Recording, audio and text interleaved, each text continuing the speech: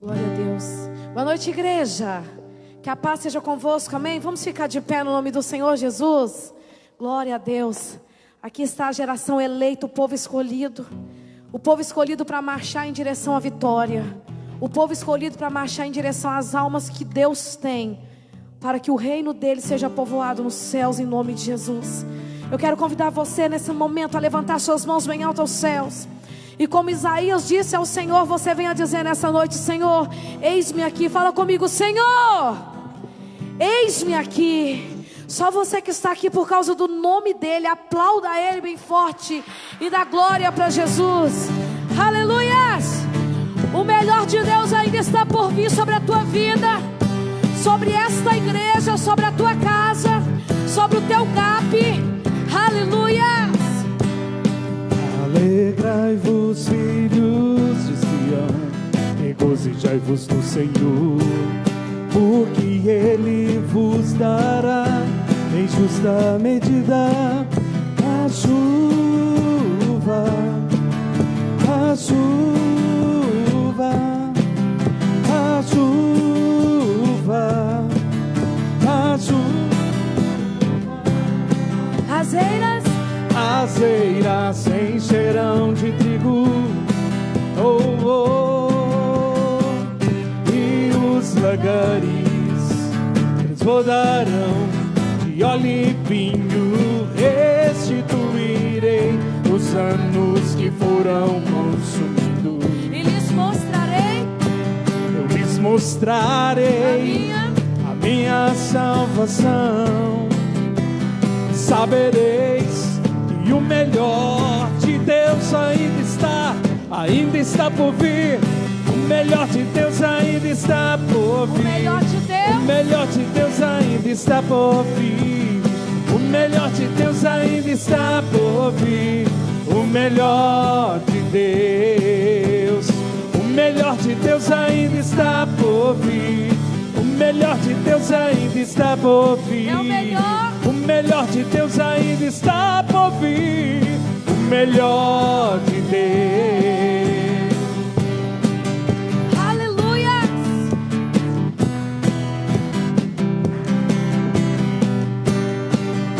Alegrai-vos, filhos de Sião, regozijai-vos no Senhor, porque Ele vos dará em justa medida a chuva, A chuva, a chuva, a chuva,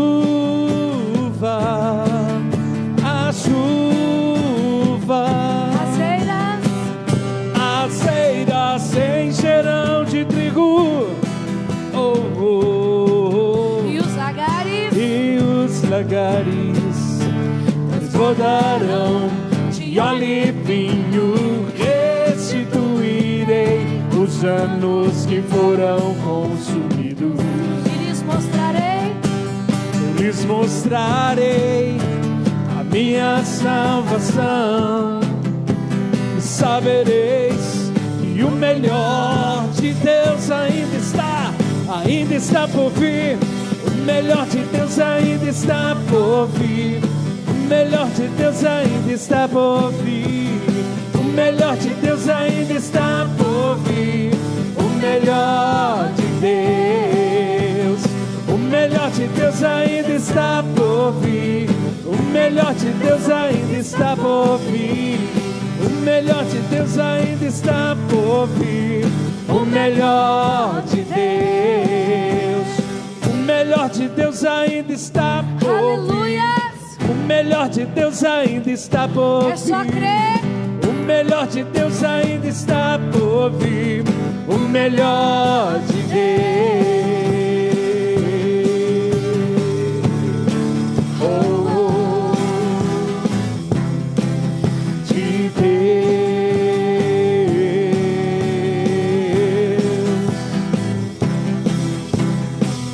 Deus. glória a Deus, aleluias, glória a Deus, aleluias. Eu convido você a fechar os seus olhos nessa noite. Se for possível, coloca a tua mão no rumo do teu coração. Toda a humanidade precisa entender que é tudo por Ele e é tudo para Ele. que nada nós podemos sem Ele, meu irmão. Nada somos sem Ele. Em todo o tempo é Ele. A Bíblia fala, querido, oh meu irmão, o choro pode durar uma noite, mas a alegria vem pela manhã. Deus, Ele tem cuidado de vós, Ele tem cuidado de tudo. A palavra de Deus o chama de grande eu sou. A Ele toda a glória, a Ele toda a honra, a Ele todo louvor, toda adoração. Aleluias. Para Ele são todas as coisas. Oh, declare, porque dele, por Ele, para Ele são todas as coisas. Porque dele, por Ele, para Ele são todas as coisas. Porque dele, por Ele, oh, em todo tempo. Porque dele, por Ele, para Ele são todas as coisas. Declare a Ele a glória, a Ele a glória, a Ele a glória, pra sempre, amém. A Ele toda a glória, a Ele a glória, a Ele a Ele a glória,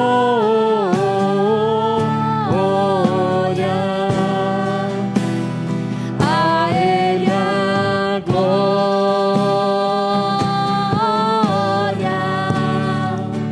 pra sempre, amém. aleluia. Quão profundas riquezas o saber e o conhecer de Deus.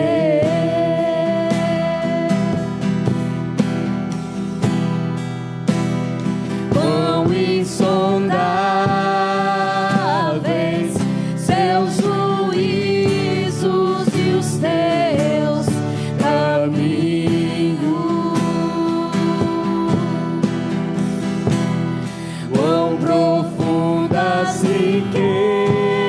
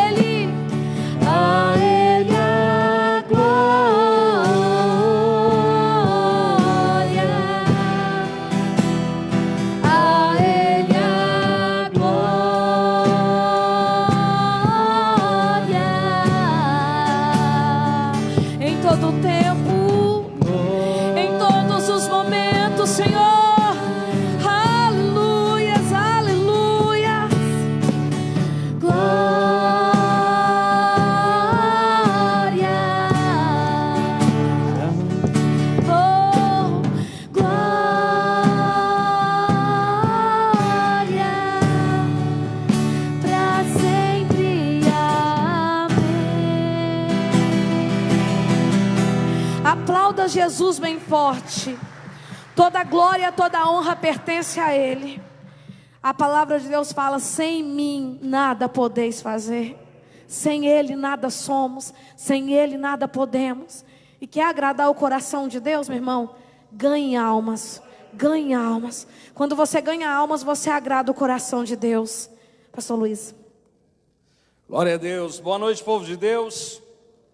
Boa noite, povo de Deus. Paz seja convosco, amém?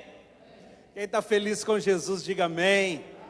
Pega a sua Bíblia, meu irmão, e abra comigo em Provérbios, capítulo 24, versículo de número 21. Provérbios 24, versículo de número 21.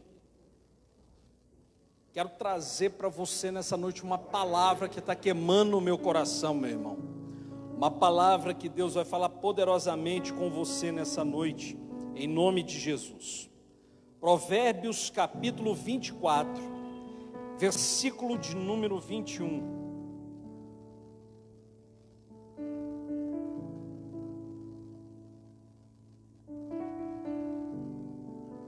Provérbios capítulo 24, versículo de número 21. Teme ao Senhor, filho meu, e ao rei, e não te associes com os revoltosos, porque de repente se levantará a sua perdição, e a ruína que virá daqueles dois, quem a conhecerá? Feche os seus olhos, meu irmão, em nome de Jesus. Pai, nós nos colocamos diante do Senhor, Pai, para ouvirmos a Tua voz, para sermos, meu Deus, identificados como Teu povo, como aqueles, meu Deus, que são guiados pela Tua orientação. Pai, nós te pedimos que venha falar ao nosso coração, que venha derramar, Pai, o Teu favor e a Tua bênção sobre as nossas vidas. Nós queremos, meu Deus, ouvir o que o Senhor tem para nós. Queremos receber o que o Senhor tem a testificar no nosso coração e no nosso entendimento. Para isso, ó Deus, nós te pedimos, fala conosco, em nome de Jesus, amém, e graças a Deus. Tome o seu assento, meu irmão, em nome de Jesus.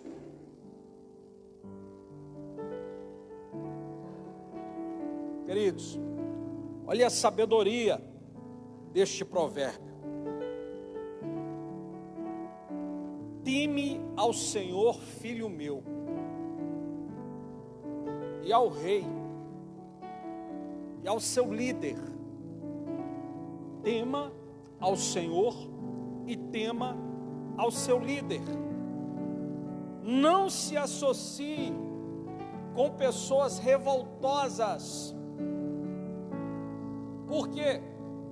Porque de repente, fala comigo, de repente. O que é de repente, irmão? De repente é algo que você não imagina. De repente, você não sabe o dia, você não sabe a hora, você não sabe o momento. Vai se levantar a sua perdição. Meu irmão, se tem uma coisa que um culto como esse de Tadel, se tem uma coisa que nós precisamos trabalhar na nossa alma, é a nossa visão. E se tem uma coisa que compromete o futuro de um servo de Deus, é a sua visão. Porque uma heresia, ele não é uma oposição clara à palavra de Deus. Mas as maiores heresias que distanciaram o povo de Deus foi a sutileza, foram pequenas distorções que levaram o povo de Deus a perder aquilo que Deus tinha para a vida deles. Meu irmão, eu quero falar nessa noite a respeito de um personagem que muito vai nos ensinar com sua história, Absalão. É interessante a história de Absalão porque a vida desse homem foi marcada por alguns episódios. Absalão, ele é um exemplo a não ser seguido. Quem foi Absalão na Bíblia? Foi o filho que tentou roubar o trono do seu pai. Foi o homem, meu irmão, que ele é um exemplo na Bíblia como uma pessoa revoltosa, como alguém que nós poderíamos enquadrar aqui nesse texto. Absalão não é um exemplo de homem de fé. Absalão não é um exemplo de homem de Deus. Absalão, ele é um exemplo a não ser seguido. E hoje eu quero falar como que se gera um Absalão.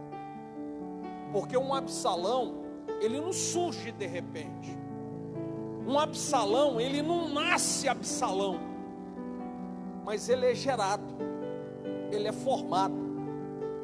E é por isso que essa palavra, ela é tão importante para a minha vida e para a sua vida, porque essa palavra vai servir para um momento que você possa olhar para dentro de você mesmo, e se de repente lá escondido no fundo do teu coração existem princípios de Absalão na sua caminhada espiritual, eles precisam ser eliminados em nome de Jesus. Primeira característica de Absalão.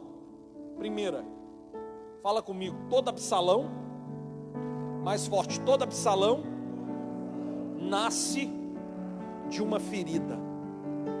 Irmãos, 2 Samuel capítulo 13, versículo 32. 2 Samuel capítulo 13, versículo 32.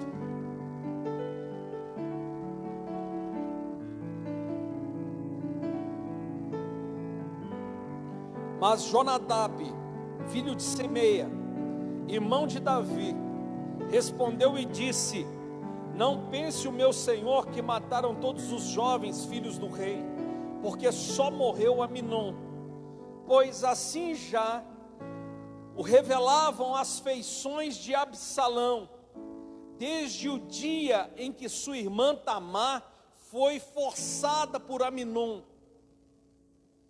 Irmãos, primeira coisa que nós precisamos entender, a palavra de Deus fala assim, ó: dentre todas as coisas que nós devemos guardar, tem uma coisa que deve ter a nossa atenção em especial.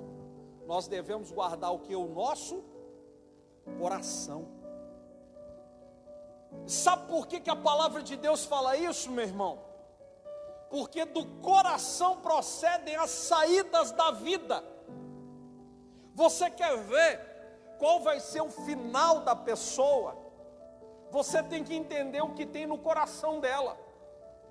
Você quer ver qual vai ser o final de uma história, de uma saga?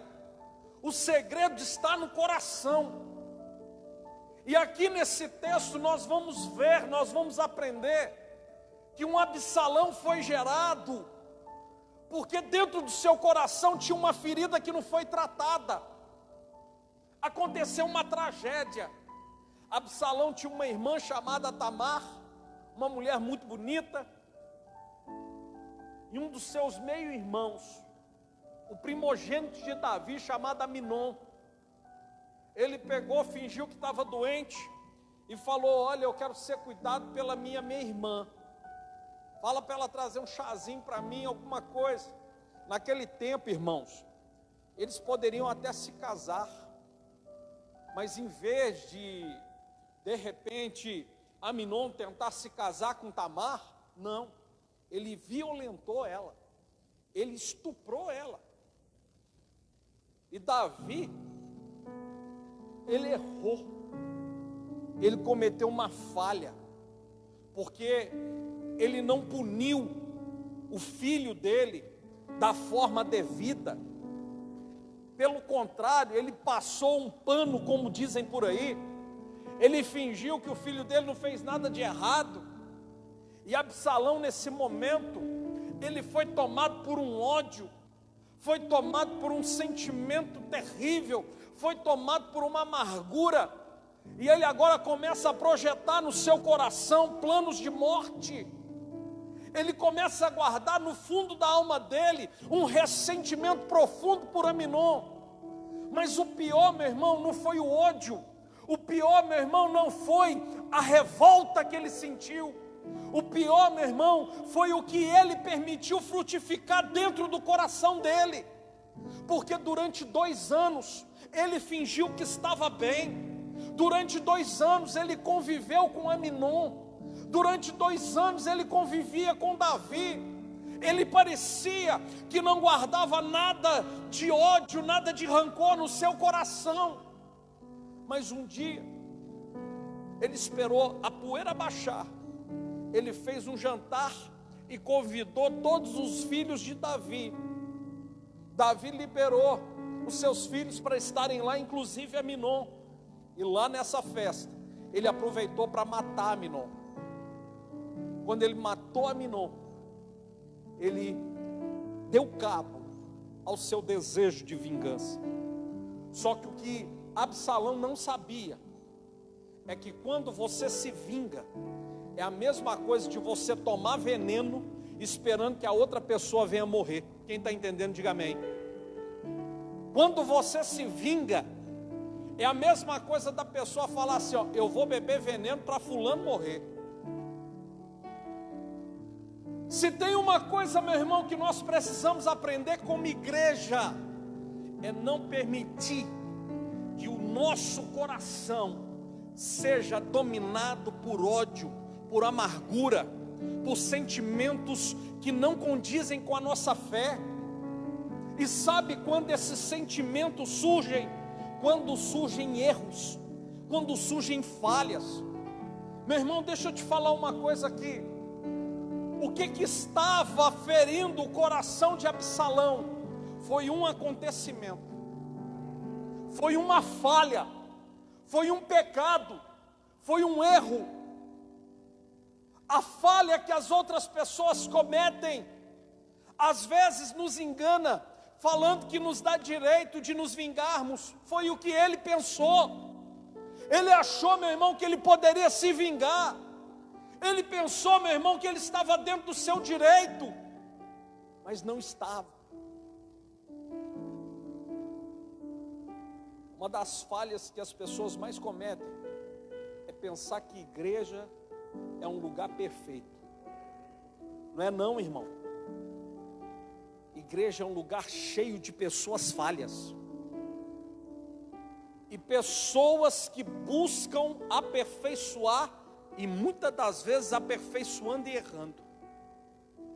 Mas o pior de tudo é quando alguém falha, e falha com você, e você guarda isso no seu coração, e você não trata, você guarda isso dentro de você, mas você não faz um tratamento para isso sair do teu coração. Qualquer pessoa aqui da igreja, qualquer líder que chegar para mim e falar assim, pastor, o irmão falhou comigo, o irmão errou comigo, qualquer um chegar para mim, essa pessoa chegar para mim e falar assim para mim, pastor, a sua esposa, a pastora Simone falhou comigo, eu vou falar para essa pessoa isso aqui, ó. Mateus capítulo 18, versículo de número 15. Se o teu irmão pecar contra você, você chama você e ele, só vocês dois. Porque tem gente que quando alguém falha com ele, ele fala para todo mundo, só não fala para a pessoa que lhe ofendeu. Verdade ou não é, irmãos? Dá notícia para todo mundo, fala para todo mundo o erro que a pessoa cometeu. Mas Jesus nos ensinou a não fazer isso. Jesus falou, você chega, você e esse irmão, e você o repreende. Se ele te ouvir, ganhaste teu irmão. É o que o texto nos ensina. Por que Jesus ensinou o seu povo a tratar falhas dessa forma? Porque senão, meu irmão, a igreja se transforma numa multidão de gente ferida, numa multidão de Absalãos, numa multidão de pessoas, meu irmão, que estão se perdendo espiritualmente. Entre todas as coisas que nós devemos guardar, nós temos que priorizar o nosso coração. Absalão foi gerado porque, meu irmão, ele não tratou a sua mágoa, ele não tratou a sua revolta. Ele não tratou o que estava dentro do coração dele. Aquilo não foi resolvido, aquilo não teve um ponto final, mas alimentou uma semente de ódio dentro dele. Quantas pessoas às vezes falam assim, ó, pastor, eu vou deixar quieto. Quem te falou que deixar quieto é fazer o certo? Quem te disse que deixar quieto resolve o problema? Resolve não, irmão. Sabe quando você procura o irmão para falar da falha que ele cometeu? Não é nem para você, o objetivo não é nem você tratar o seu irmão. O objetivo é você proteger o seu coração. Quem está entendendo, diga amém. É você se proteger. Segunda coisa que gera um Absalão. Fala comigo. Menino mimado. Quem aqui que sabe como é que é um menino mimado? Diga amém. Tem algum filhinho mimado aqui nessa igreja? Tem? Você já viu como é que é um filho mimado? Ele dá birra. Não é assim? Tem que ser do jeito dele, na hora que ele quer. Menino mimado. Irmãos, a minha infância, eu tive o privilégio de brincar na rua. Hoje em dia é complicado, né? Mas na minha infância ainda tinha como. Brincava na rua. E eu lembro que eu tinha um amigo meu que ele era muito mimado. Engraçado. Os mimados geralmente têm umas bolas melhor que as nossas, né? Tem uns brinquedos melhor do que os nossos. E eu lembro que esse menino, ele tinha uma bola. Mas pensa que bola. O problema, irmãos, é que assim, ele só emprestava a bola dele se ele pudesse escolher o time. E ele escolhia o time assim, ó. Ele pegava os melhores e ele, que era ruim, e colocava do outro lado os outros. Vocês estão entendendo? Era complicado. Aí quando alguém falava assim para ele, desse jeito nós não vamos brincar, ele pegava a bola, colocava debaixo do braço e ia embora.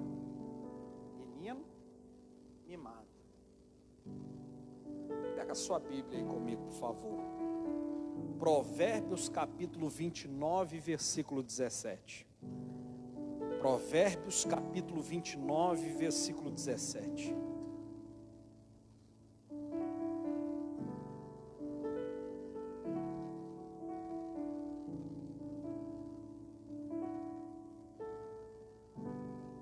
Corrige o teu quê? Teu filho, e terá o quê? Descanso. Você vai trazer delícias à tua alma.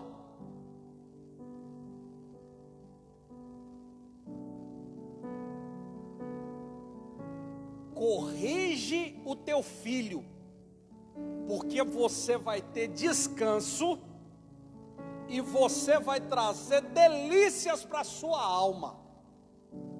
Agora esse texto também pode ser estudado de uma forma inversa. Não corrija o teu filho. Você não vai ter descanso e você vai trazer tristeza profunda para a tua alma. Você já imaginou? Na atitude de corrigir um filho está a decisão do seu futuro, descanso e angústia. Quando você tem na sua mão a oportunidade de corrigir, você vai plantar na sua vida o descanso, ou não. Você vai trazer para a tua vida alegria, ou não. Na atitude de corrigir está a felicidade do futuro. Sabe quando tem um pai que ele mima demais o filho? O filho vai aprender com a vida. E a vida não ama o seu filho como um pai, como uma mãe. Verdade ou não é, irmãos? O couro que o mundo dá, meu filho, é muito diferente do couro que se toma em casa. As lições que se aprende no mundo é muito mais duras do que as lições que você pode aprender dentro de casa. Um dos maiores erros que Davi cometeu na vida dele foi não corrigir seus filhos. Os seus filhos falhavam. Todos os filhos de Davi eram mimados. Um filho matava o outro, Davi não punia. Um filho estuprava a irmã, Davi não punia. Não tinha punição dentro da casa dele. Não tinha correção. Ele preferia fingir que nada daquilo estava acontecendo. Ele confundia amor. Porque eu posso te falar uma coisa: todos aqui podem até amar, mas ninguém ama melhor do que Deus. Amém, irmãos? Amém, irmãos? Pois a Bíblia diz o seguinte, que Deus corrige quem Ele ama. Uma das manifestações de amor de Deus é nos corrigir.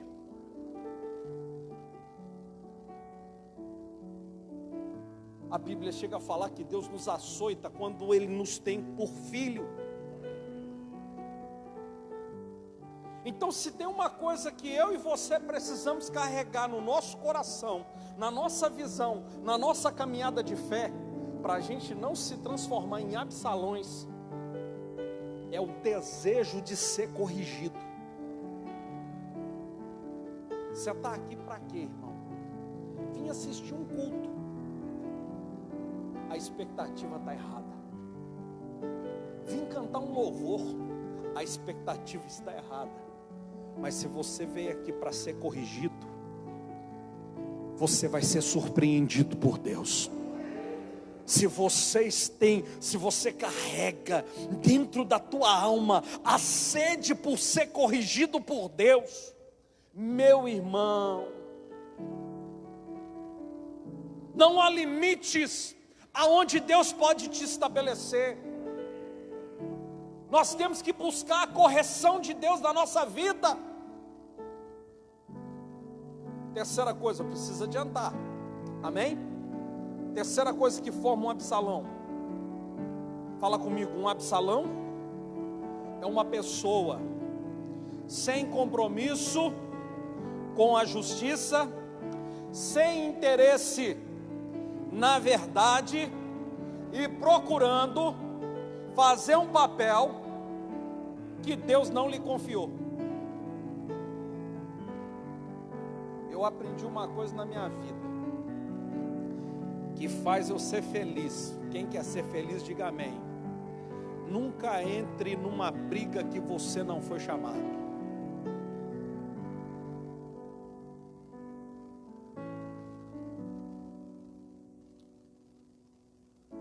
Você sabia que tem coisa que não é da sua alçada? Você sabe que tem problema que Deus não confiou a você resolver?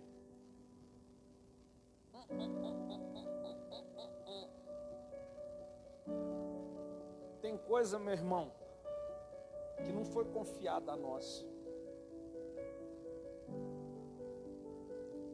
Olha o problema disso aqui. 2 Samuel 15, versículo 2.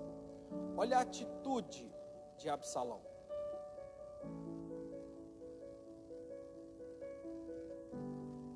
Hoje eu estava meditando nessa palavra. Confesso para você que desde ontem essa palavra estava queimando o meu coração, e hoje eu estava meditando mais profundamente nela. E eu estava analisando essa atitude aqui de Absalão. Levantando-se Absalão pela manhã, parava à entrada da porta, e a todo homem que tinha alguma demanda para vir ao rei a juízo, o chamava Absalão a si e lhe dizia: de que cidade és tu? E ele respondia: de tal tribo de Israel é teu servo. Então Absalão lhe dizia: olha, a tua causa é boa e reta, porém não tens quem te ouça da parte do rei. Dizia mais Absalão: ah, quem me dera ser juiz na terra, para que visse a mim todo homem que tivesse demanda ou questão, para que eu lhe fizesse justiça. Irmãos, olha que atitude covarde. Olha que atitude covarde.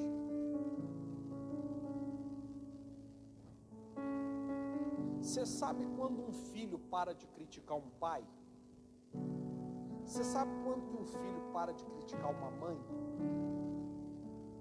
É no dia que ele vira ou pai ou mãe.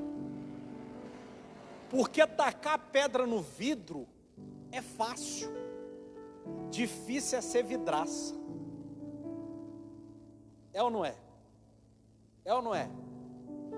A coisa mais fácil que tem, meu irmão, você pode ter certeza. O que você acha que é mais fácil? Falar mal do prefeito ou ser prefeito? O que você acha que é mais fácil? Eu posso te garantir que a coisa mais fácil que tem é falar mal do prefeito. Não tem nada mais fácil do que falar mal do prefeito. Difícil é ser prefeito, irmão. Difícil é ser prefeito. Não tem coisa mais fácil do que falar mal de um médico. Difícil é o quê? É ser o médico. É isso que é difícil.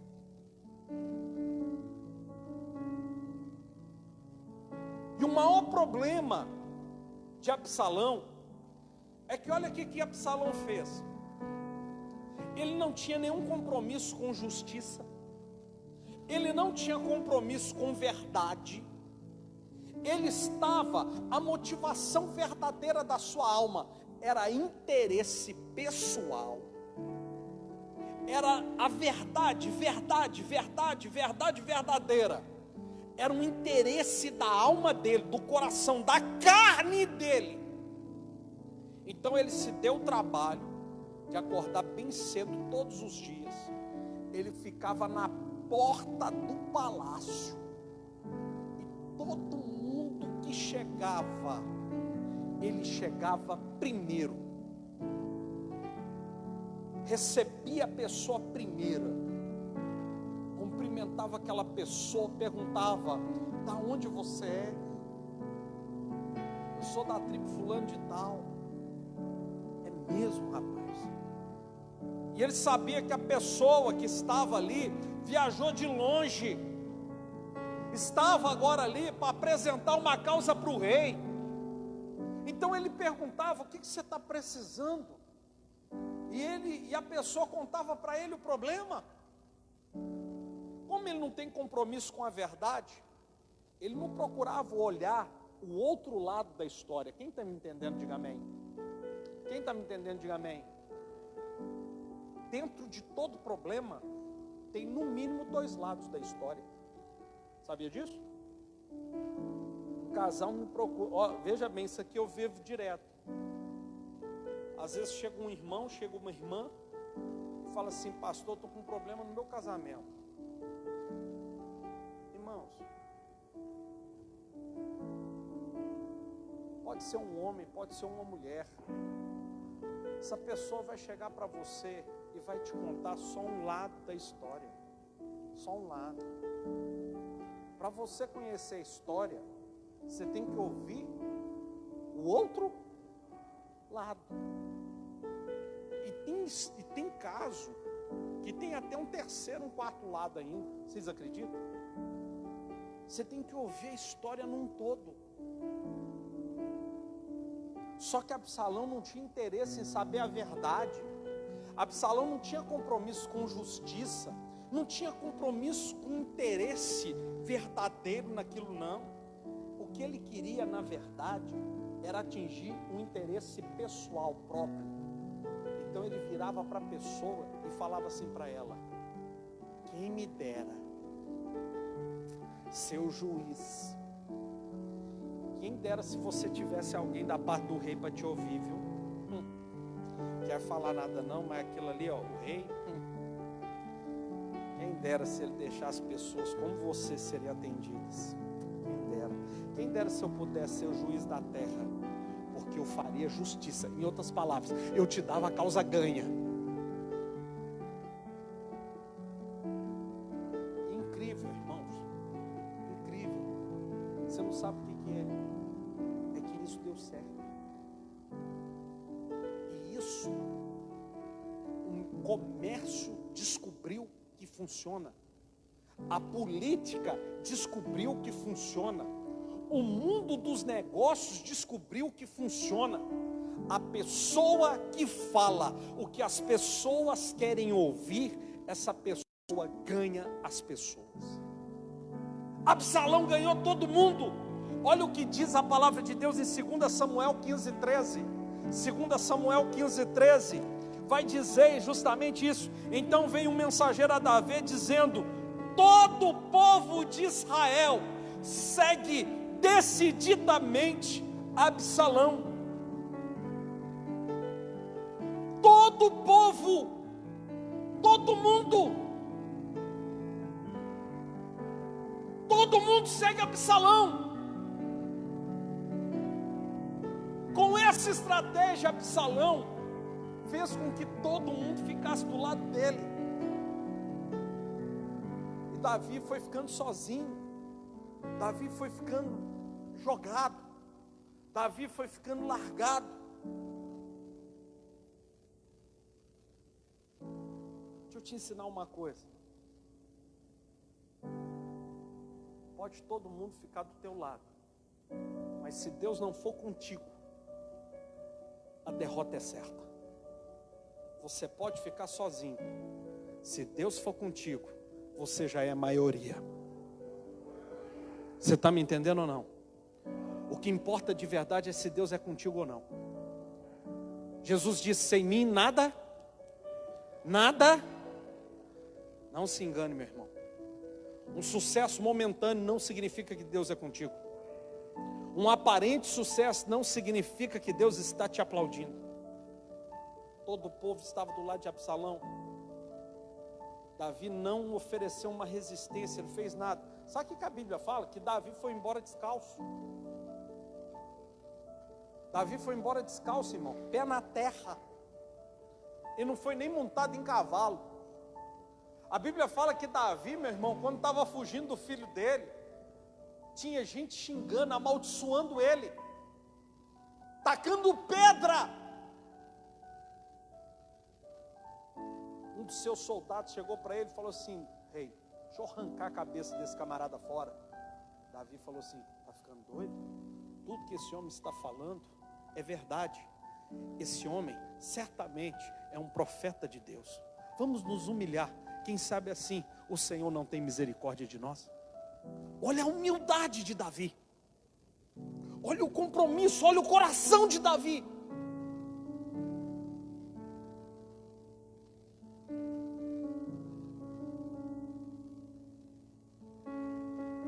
Fala comigo. Absalão tinha tudo e ficou sem nada.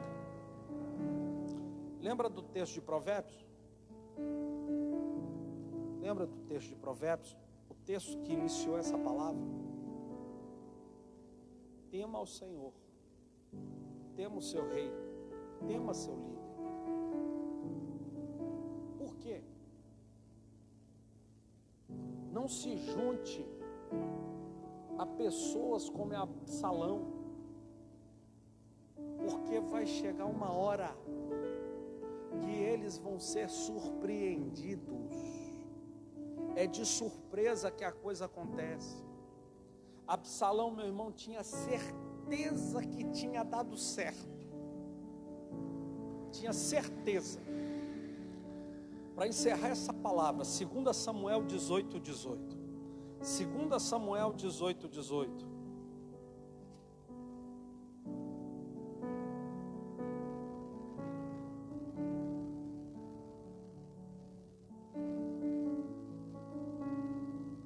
Ora, Absalão, quando ainda vivia, levantara para si uma coluna que está no vale do rei, porque dizia: filho nenhum tenho para conservar a memória do meu nome. E deu o seu próprio nome à coluna, pelo que até hoje se chama um monumento de Absalão. Absalão morreu, seu reinado nunca se estabeleceu, ele nunca chegou a ser eleito o rei de Israel. Na sua fuga, ele acabou preso pelos seus cabelos e acabou sendo morto. Foi tanta gente que tacou pedra, que fez uma montanha de pedra sobre o seu corpo, e as pessoas se lembravam que ele tinha levantado um monumento porque ele não tinha filhos, ele não tinha ninguém para levar o seu nome, e a sua história ia acabar ali como um marco de vergonha. E meu irmão, esse monumento de Absalão, que aqui na Bíblia fala que fica no Vale do Rei, existe um mausoléu lá em Jerusalém, que eles chamam que lá é um monumento de Absalão. Lá teria sido inclusive o túmulo de Absalão. Só que os historiadores descobriram recentemente que aquele túmulo, ele foi feito pelo menos 800 anos depois da morte de Absalão. Então ele não pertenceu a Absalão. Sabe o que eu quero dizer com isso? Que nem monumento ficou para ele. A única coisa que ficou de Absalão foi a história do que nós não devemos ser ou fazer. Quem está entendendo, diga amém. Eu quero fazer uma oração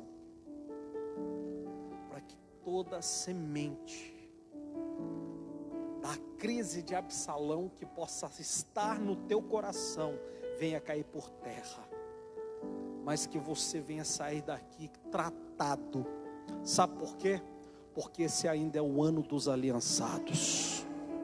Fique de pé, meu irmão, eu quero orar pela tua vida. Feche os seus olhos.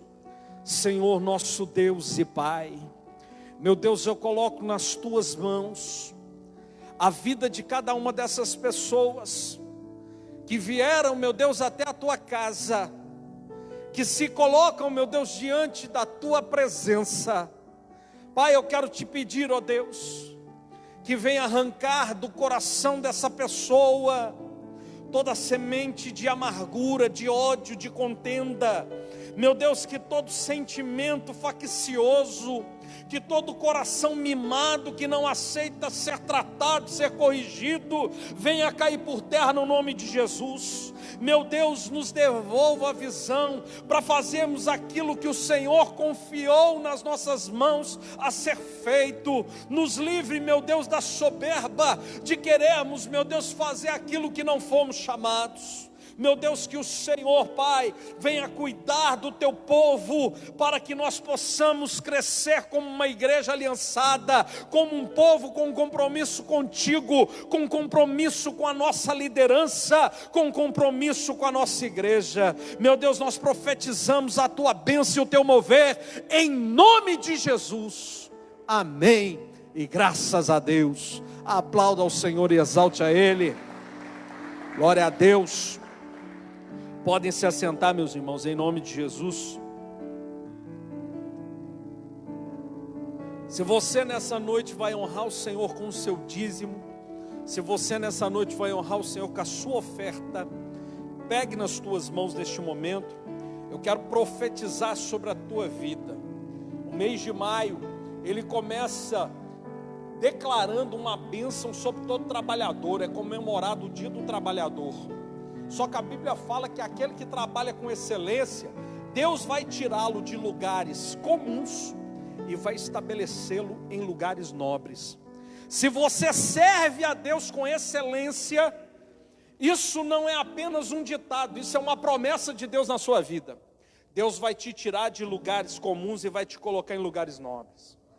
É nesta palavra que eu quero consagrar a sua semente do seu dízimo, a semente da tua oferta, do teu voto de ouro, de prata, de bronze, sua oferta do projeto Neemias, Por isso, pegue nas suas mãos, traga aqui à frente em nome de Jesus, nós vamos consagrar ao Senhor. Senhor, nosso Deus e Pai, nós consagramos a Ti os santos dízimos e as santas ofertas. Consagramos, meu Deus, o voto de ouro, de prata, de bronze, e a oferta, meu Deus, do projeto Neemias. Eu quero profetizar nesta noite, que o Senhor, meu Deus, venha tirar o teu povo de lugares comuns, de lugares baixos, e estabelecê-los em lugares nobres, em nome de Jesus. Amém, e graças a Deus. Amém, queridos? Glória a Deus. Irmãos, eu tenho alguns avisos aqui. Vocês sabem que nós estamos funcionando de uma forma, vamos falar assim, inesperada.